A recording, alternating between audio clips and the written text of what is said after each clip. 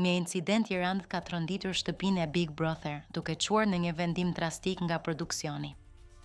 Përplasja mes Gertës dhe Juelës doli jashtë kontrollit kur diskutimi për strategjit u kthye në ofendime personale.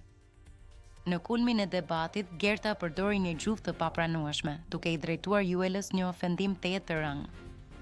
Fjalët e saj lanë të shtangur banorët e tjerë dhe shkaktuan reagime të menjëhershme brenda shtëpisë. Produksioni ndërhyri menjëherë.